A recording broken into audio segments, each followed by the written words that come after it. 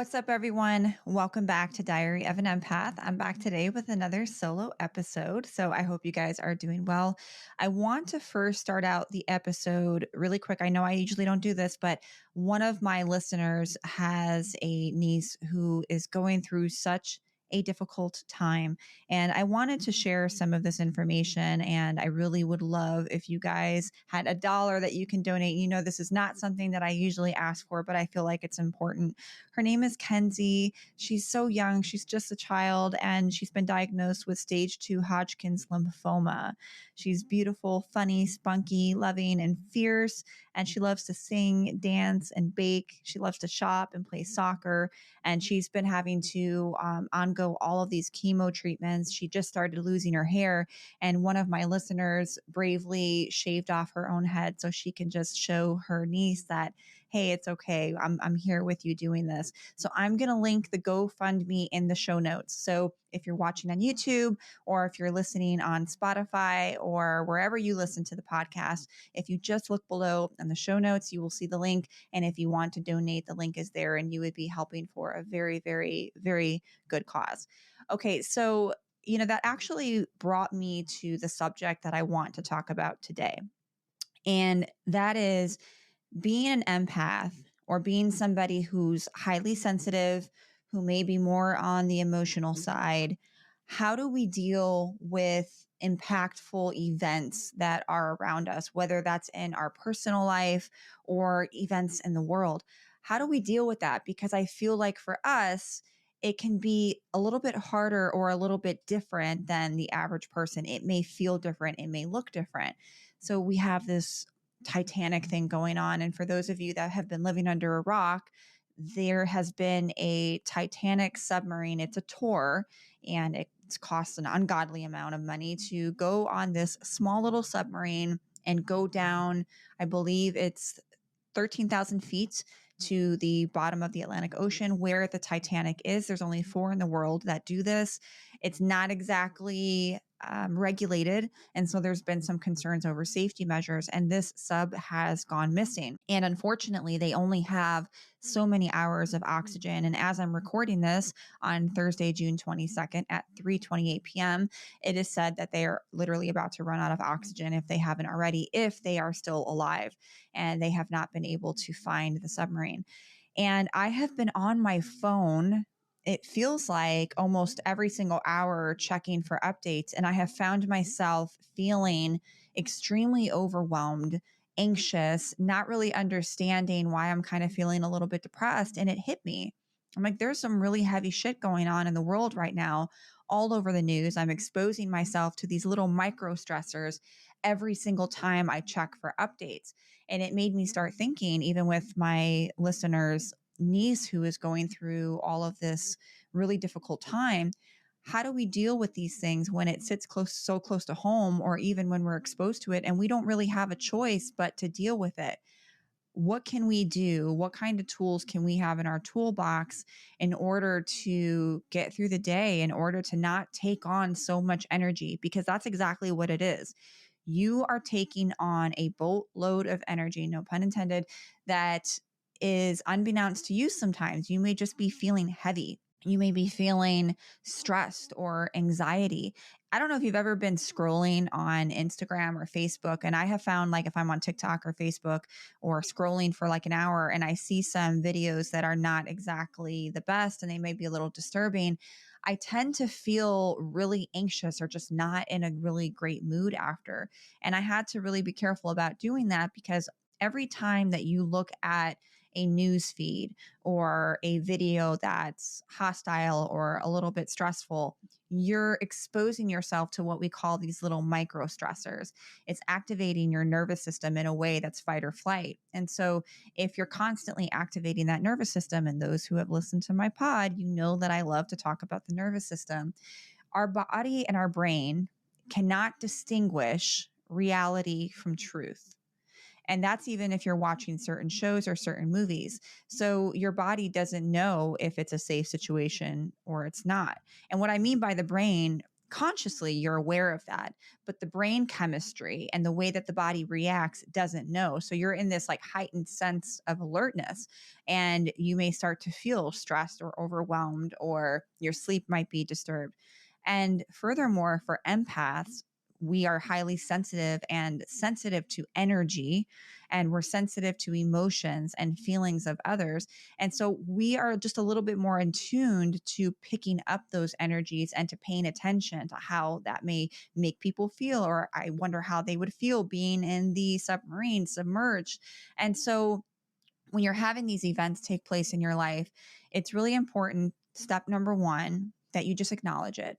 Acknowledge what you're feeling. Like, okay, this may not be me feeling this way. This may not be something wrong with me. This might just be outside circumstances that are affecting my energy, outside circumstances that are just affecting my mood. So acknowledging and just understanding it is just key. That's like the first step. You know, they always say the first step with any type of addictions, even, is just acknowledging that you're an addict. Okay, just acknowledge the fact that what I'm feeling is real. What I'm feeling is true. I'm feeling this in my body. Now, what can I do about it? There are certain situations that I always tell my clients, if you are being drained by a person in your life, if you can remove or create distance with that person, try to do that. It's okay to take time to yourself. Now, I understand that there are certain circumstances where you can't. Like in this listener circumstance, she has a niece who is going through cancer. She's got to be there for her niece. She's trying to be there for her family. She's trying to be a support system. That's a lot to take on, and that can lead to burnout. And although it's admirable, and I think it's amazing to be a person who can be that rock for someone going through these horrific things in their life, it's equally important to take care of yourself, because if you're not putting yourself first, you will run out of fuel. You're not going to have enough to be the best version of yourself. So that way you can help that person, or you can take up on that extra energy. So after you acknowledge, hey, I know I'm not feeling my feelings. I'm just taking on a lot of energy, or I know how this is starting to affect me.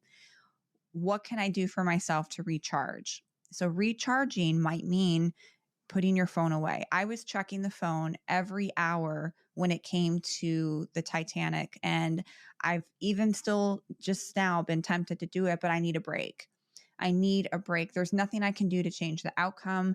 There's nothing that I can do to change the situation. Of course, if I could, I would, but I have to take a break because it's giving me anxiety. It's making my brain spin. I'm losing focus on the things that I need to put focus on today. And most importantly, I can take that time to refuel my own energy. So it's stealing my energy instead of refueling me. So make sure that you're taking time to refuel. Refueling can look many different ways for each individual. Refueling can look like spending time in nature. It can mean spending time with family and friends, people that re energize you, not drain you. Pay attention to how you feel when you're around people. Doing things that allow you to be creative. Creativeness for empaths is an amazing way to recharge and ground and to focus on your energy. It's very meditative in many ways. It's very much practicing mindfulness. So whether it's drawing or singing or graphic design or making a podcast, whatever that means for you, if you can find a way to get that creative energy flowing, that is an amazing way for people who are highly sensitive or empathic to recharge your energy. Boundaries is another one. I talk about boundaries a lot because as empaths, we tend to be people pleasers. And it's not because we don't care about ourselves. We just understand so much how other people are feeling. We're super compassionate. And a lot of us don't like conflict. It's not to say that we're avoidant, because I'm definitely not avoidant. I actually fall more on the anxious attachment side, but I just don't like conflict. I don't want someone to be upset. I want everyone to be content. When people around me are content, my energy is content. And we can be kind of chameleons around different people, right? So if people are content, we can be content. If the energy is kind of like stressful, we get a little bit stressed. So we tend to be people pleasers because we just want everyone to be okay, and we don't want issues. We don't want conflict. We just kind of want an equilibrium. We just want chill. We don't like it when our energy feels razzled. We don't like it when we feel down. We just want to feel content.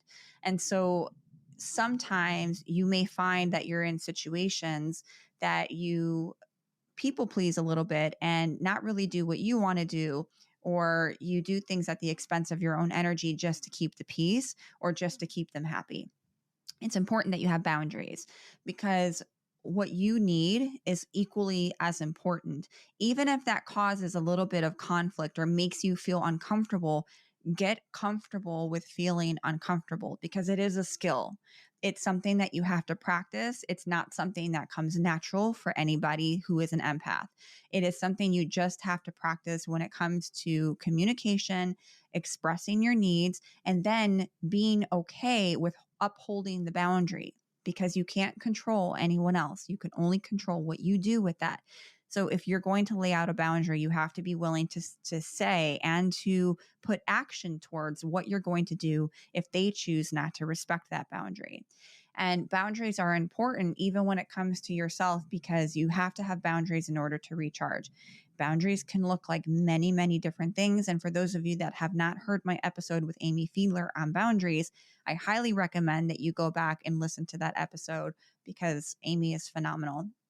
Which, by the way, for those of you that are interested in like toxic relationships, healing, moving on to healthier relationships, I'm going to be doing a webinar announcing it next month with Amy. So stay tuned for that. But it's important to have boundaries even with yourself, because that boundary can look like, I'm not going to take on any extra projects because I'm at my max. Because what's going to happen? You take on something extra, you are operating from a tank that is on empty. You're operating a tank that has 5 miles left on it. If you go empty, you have nothing left to give. So your boundaries are imperative. It's absolutely necessary to have boundaries, even with yourself, because for those of you that are workaholics or work through your trauma to hide it and mask it like me, you have to have boundaries, because you will end up doing it to yourself. And sometimes we're the worst ones. Sometimes it's not other people that are burning us out. Sometimes it's our own decisions. And even though you're a mom, even though you're a parent, even though you're a working parent, I get it, right? Like sometimes we don't have control over the responsibilities that we have. But I can guarantee, sorry guys, that's thunder in the background.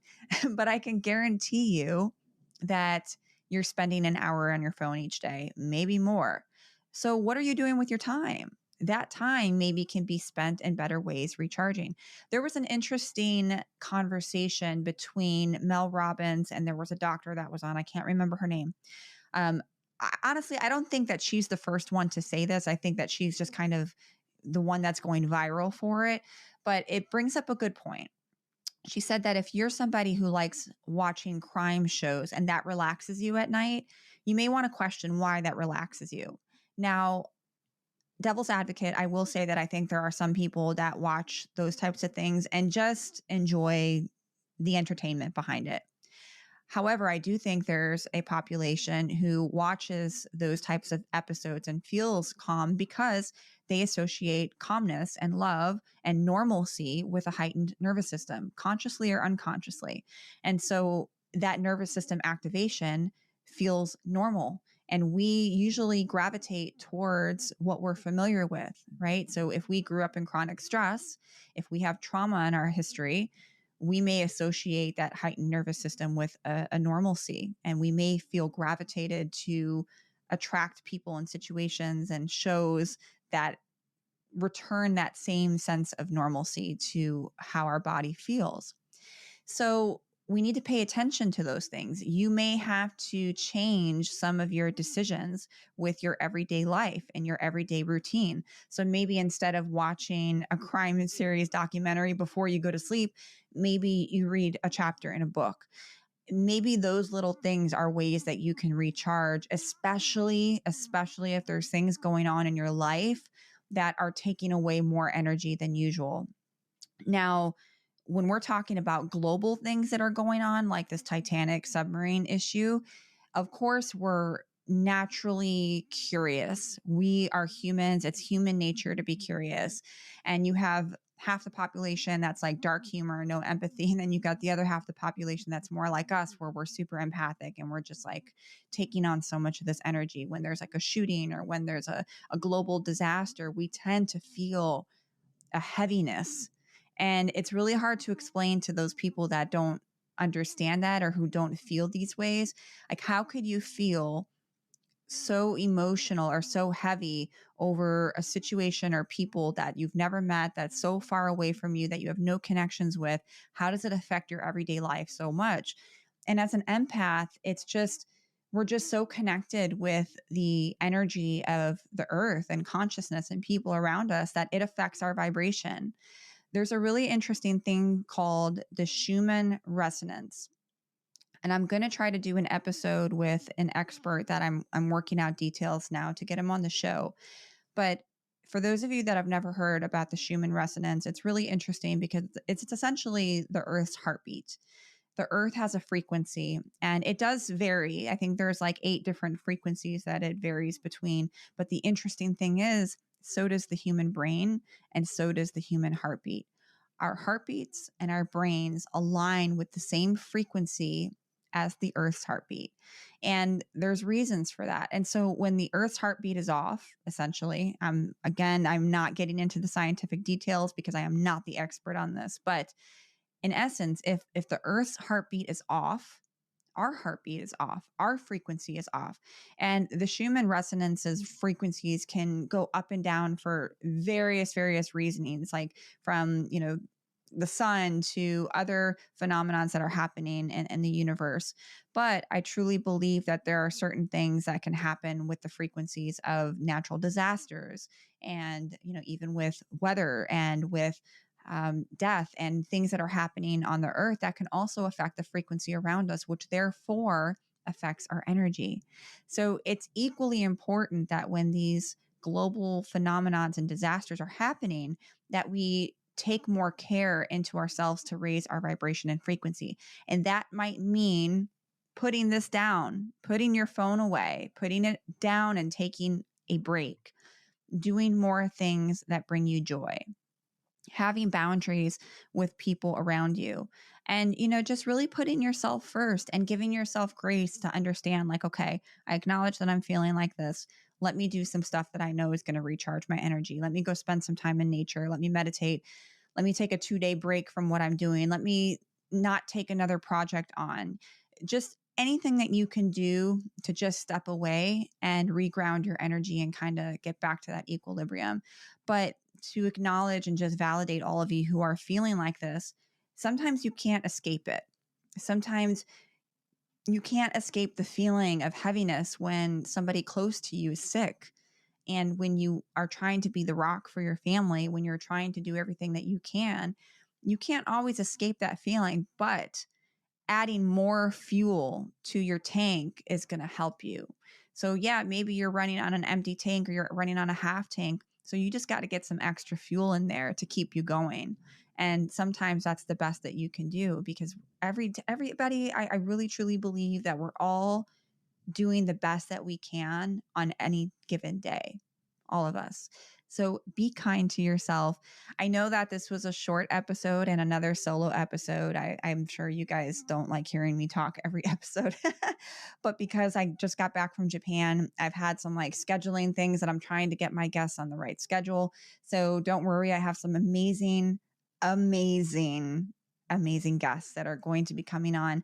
But on the flip side, I like doing episodes like this because I get to hop on and just talk to you guys, and it's very therapeutic for me. And I like doing this every once in a while because this is how I started doing solo episodes. Another thing that I really want to point out with you guys too, most of you know that I'm a tarot reader and I do psychic readings on top of my therapy, but I'm also a coach. And the interesting thing I think that gives me a good perspective is having that clinical background and being able to have that spiritual component.